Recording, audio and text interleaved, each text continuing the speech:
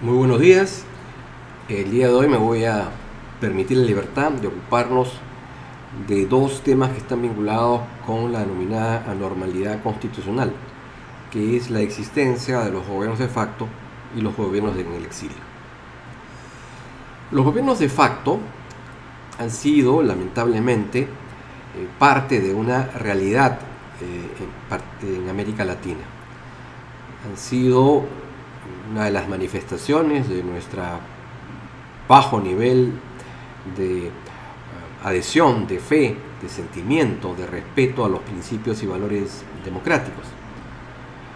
Pero justamente por lo que forman parte lamentable de esa realidad en América Latina, es necesario su conocimiento y cabal estudio para entender las razones y las consecuencias de este tipo de manifestaciones políticas.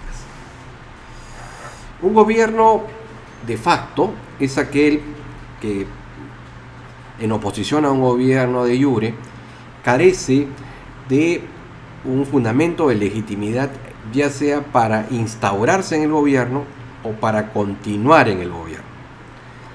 En puridad implica una ruptura de las reglas procedimentales para acceder al poder o de las reglas sustanciales para mantenerse en el poder de conformidad con la Constitución. ¿Qué tipos de gobiernos de facto reconoce la historia? Se distingue aquí entre gobiernos de facto por razón del origen y aquellos otros conocidos como gobiernos de facto por razón del ejercicio. Los gobiernos de facto por razón del origen son aquellos que no cumplen con la forma y el modo establecidos en la Constitución para su institucionalización y por ende violentan o contradicen los mecanismos constitucionales establecidos para la elección o nombramiento de los gobernantes. Es decir, el acceso al poder es irregular, sin haber observado cabalmente las prescripciones constitucionales y legales sobre la materia. Este tipo de gobiernos puede deberse a alguno de estos factores. Primera posibilidad, deposición del gobierno de jure, deposición del gobierno instaurado de conformidad con la Constitución. Aquí estamos hablando del típico golpe de Estado, en donde tras el derrocamiento de la autoridad legítimamente elegida, se entroniza, ¿no es cierto?, un poder sustentado fundamentalmente en la fuerza. Y por cierto, de modo absoluto, sin ningún amparo jurídico. Veamos algunos casos que recoge la historia. En Nicaragua, en 1936, el presidente Juan Bautista Sacasa es derrocado por el inefable general Anastasio Somoza García, quien va a instaurar la famosa dinastía Somoza en ese país, y que va a finalizar con una cruenta acción ciudadana para arrojar del poder a quienes lo habían usurpado por medio de la violencia. En Panamá, en 1966, el presidente constitucional Arnulfo Arias es derrocado por un movimiento encabezado por el general Omar Torrijos. El tristemente célebre 11 de septiembre del año 1973 da cuenta del derrocamiento del presidente constitucional Salvador Allende, quien es derrocado por un movimiento institucionalista de las Fuerzas Armadas encabezadas por, en este caso, el tristemente célebre Augusto Pinochet Ugarte. En el Perú tenemos el caso de Benavides en el año 14, que derroca al presidente Billingur, el caso de Sánchez Cerro derrocando al presidente Leguía, el caso de Odría derrocando al presidente José Luis Bustamante Rivero. Una segunda posibilidad es la obtención del título para gobernar de manera fraudulenta, con falsificación de la voluntad ciudadana, o con infracción de las reglas establecidas en la Constitución para generar la sucesión presidencial. Veamos algunos casos. En República Dominicana, en 1930, se instaura el gobierno de Rafael Leónidas Trujillo, el generalísimo, o también llamado general Chapita, ¿no? Acostumbraba le gustaba, ¿no es cierto?, llevar en su chaqueta medallas de batallas jamás realizadas, de victorias nunca consumadas, de dignificaciones jamás obtenidas.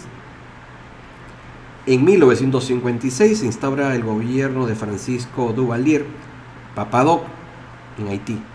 Tanto en el primero como en el segundo caso, esto se hace mediante el fraude.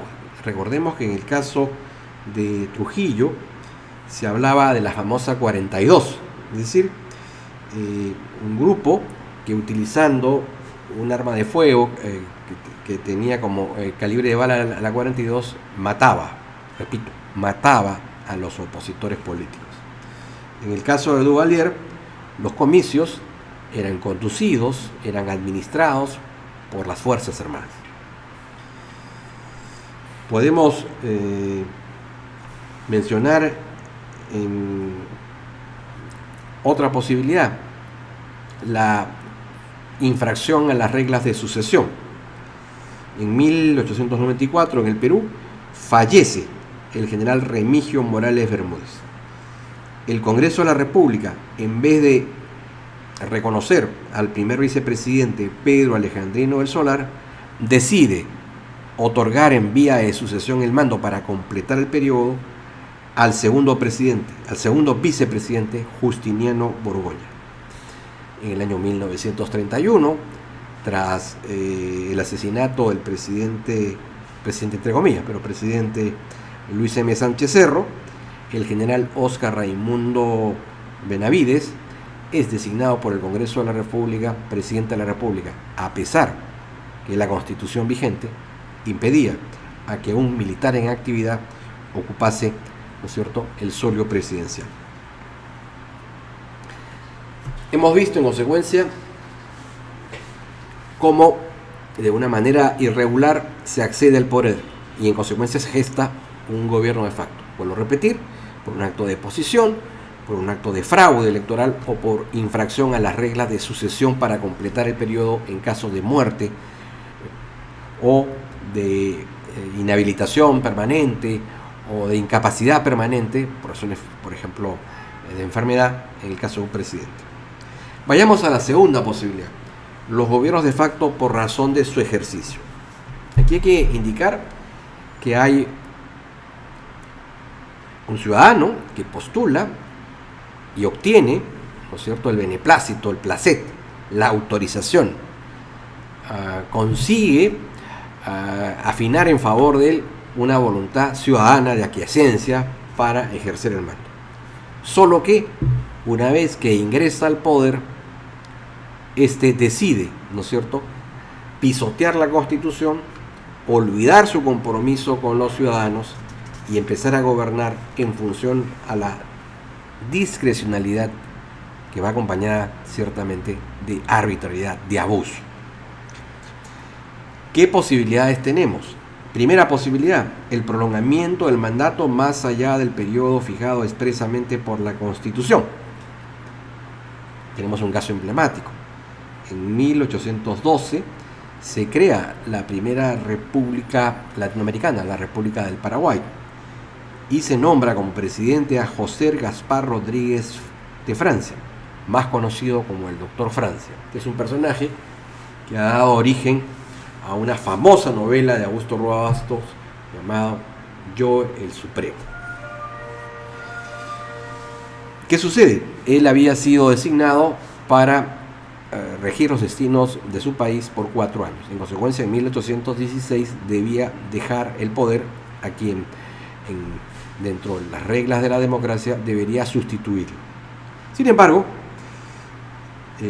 José Gaspar Rodríguez de Francia decide convertirse en dictador perpetuo y en consecuencia prolonga su periodo de mandato hasta 1840. Esto es 24 años en el poder. Otro caso emblemático, volvemos a citar a Benavides, quien se mantiene en el poder del año 36 al año 39, cuando en una situación inexplicable se declaran nulas las elecciones presidenciales y en consecuencia él decide, ¿no es cierto?, prolongar un poder que ya tenía serios vicios de origen 3 años más. Una segunda posibilidad es el desempeño gubernamental arbitrario y despótico. Es decir, se llega por las buenas y se manda por las malas, se gobierna por las malas. Ese fue el caso de Fulgencio Batista, quien va a declarar el estado de emergencia, va a pisotear todos los derechos políticos, va a perseguir a sus conciudadanos y en consecuencia va a instaurar una dictadura. En Filipinas se da el caso de Ferdinand Marcos, quien va a decretar al poco tiempo de la instauración de su gobierno la ley marcial para perseguir a sus ciudadanos opositores. Es el caso en 1950 de Manuela Odría, quien luego de unas elecciones también bastante discutibles, dicta una ley de régimen interior para perseguir a los ciudadanos opositores. Y finalmente tenemos la acción de autogolpe, que consiste en que a pesar de que la Constitución establece una división, una separación de poderes, a pesar de que la Constitución establece lo que se llaman los frenos y contrapesos para evitar que el poder abuse, se exceda y deteriore las libertades públicas, por lo general desde el Poder Ejecutivo se apropia, ¿no es cierto?, usurpa las funciones del Parlamento, es decir, disuelve inconstitucionalmente el Parlamento e incluso hasta a veces interviene el Poder Judicial y concentra todo el poder. Esta experiencia tiene como primer antecedente el caso de Carlos Luis Bonaparte, quien en 1851 decidió convertir lo que era una presidencia en un cargo regio. ¿Sí? Se declaró emperador de Francia. Es también el caso de José María Bordaberry, quien en el año 1979 disuelve el Congreso y asume facultades dictatoriales. Es el caso de Guatemala de Jorge Serrano Elías en 1993. Es el caso de Boris Yeltsin cuando ordena el cierre del Parlamento. Incluso se toma la libertad de bombardear la Duma, el Parlamento, y encarcelar a sus opositores políticos. Y tenemos el caso bastante conocido del 5 de abril del año 1992, que pasará a la historia por esa tristemente célebre frase: disolver, disolver. Muy bien, pero los gobiernos de facto no son las únicas formas anómalas o irregulares de gobierno. También tenemos el caso de los gobiernos en el exilio. ¿Qué sucede? En el marco de un conflicto internacional se presenta la situación de que un Estado, haciendo uso de su violencia, de la fuerza, de la violencia basada en las armas, ocupa la totalidad o buena parte del territorio de un país adversario. Esto origina a que las autoridades gubernamentales se vean compelidas, previa autorización, a desplazarse al territorio de un país amigo y, obteniendo una autorización de este, constituyan alegórica y simbólicamente un gobierno en el exilio. ¿Qué ejemplos podemos tener de un gobierno en el exilio? Tenemos el caso de Corea. En el año 1919, las Fuerzas Armadas del Japón invaden ese país y ello obliga a que las autoridades coreanas se refugien en Shanghái, en China, e instalen un gobierno en el exilio que va a durar, vuelvo a repetir, de 1919 a 1945. En 1939 la Alemania nazi invade el Reino de los Países Bajos, más conocido como Holanda. Esto obliga a que las autoridades gubernamentales de Holanda, de los Países Bajos, se trasladen con el permiso del Estado inglés a instalar un gobierno en el exilio en Londres hasta 1945. Esa situación también va a presentarse con Noruega, va a presentarse también con Bélgica, va a presentarse con Luxemburgo, va a presentarse con Francia. Estamos hablando todo de la Segunda Guerra Mundial, fruto del avance nazista. El caso de Francia es interesante porque Charles de Gaulle instala un gobierno del exilio en Londres, pero luego decide trasladarse a Argel, que es una colonia francesa. En consecuencia, deja de ser un estado del exilio porque instala un gobierno en un territorio colonial, pero adscrito al estado francés.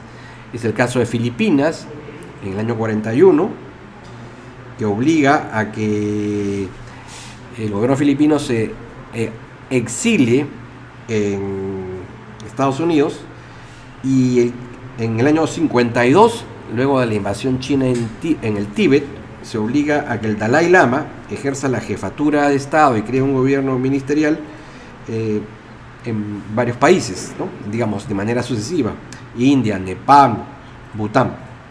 En 1990, las Fuerzas Armadas de Irak invaden el territorio del Emirato de Kuwait. Como consecuencia de ello, el emir jefe Jaber al-Samad al-Sabah se refugia en Arabia Saudita. ¿Para qué sirve un gobierno en el exilio?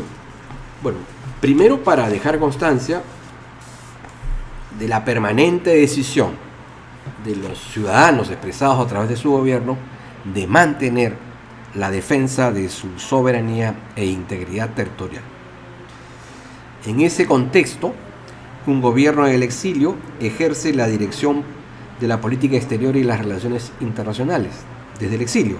Es decir, se ubica en el concierto de naciones en una u otra determinada posición y pueden establecer o pueden suspender o pueden acabar con determinadas relaciones diplomáticas. Pueden nombrar embajadores y ministros plenipotenciarios, pueden ejercer la potestad legislativa en materia de tratados, pueden dirigir lo poco que les queda de las Fuerzas Armadas, pueden declarar la paz, pueden firmar la guerra, declarar la paz, pueden conferir condecoraciones a nombre de la nación, pueden autorizar a los nacionales a servir en una potencia extranjera. Pero estos gobiernos son breves. Esto finalmente va a concluir de dos maneras. Si son finalmente derrotados, desaparecerán como Estado y obviamente la población y el territorio serán incorporados al de la potencia victoriosa. Si por el contrario los actos de resistencia, los actos de defensa de la integridad territorial y de la soberanía son exitosos, el gobierno del exilio dejará de tal y recuperará su presencia y su relación armónica con los otros elementos del Estado, volviendo nuevamente a la normalidad. Muchas gracias, muy amables.